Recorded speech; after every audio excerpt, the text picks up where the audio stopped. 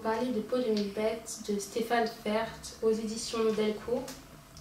Donc, Stéphane Fert, c'est un illustrateur français qui a fait les Beaux-Arts de Paris et qui a travaillé quelque temps dans l'animation. Peau de mille bêtes est son dernier projet. Ce roman graphique raconte l'histoire de Ronce, qui est une princesse, et son père, qui est le roi, l'a exilée dans la forêt après la mort de sa mère, et donc de la femme du roi.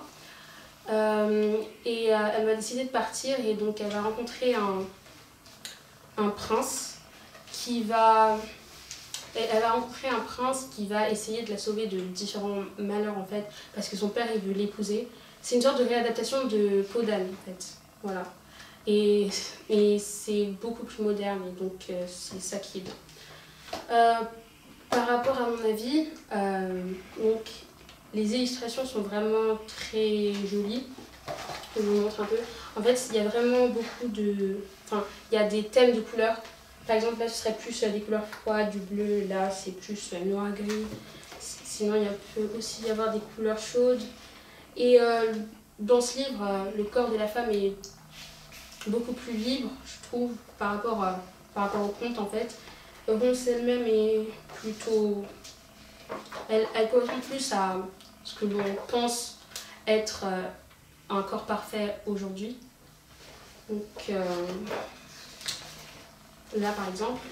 Elle a aussi un caractère qui est différent de celui des autres princesses, des princesses Disney, etc., qui sont aimables, qui sont compatissantes, qui sont empathiques.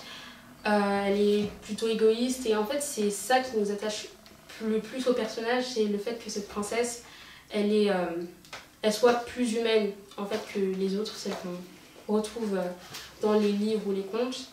Et franchement, c'est une adaptation, donc les dessins, ils vont plutôt penser à quelque chose d'ancien, sauf que l'adaptation, enfin l'histoire en elle-même est vraiment très très moderne en fait. Il y a un passage, par exemple, il y aura un passage avec de l'homosexualité, des choses comme ça. L'histoire, enfin la fin elle est divisée en deux.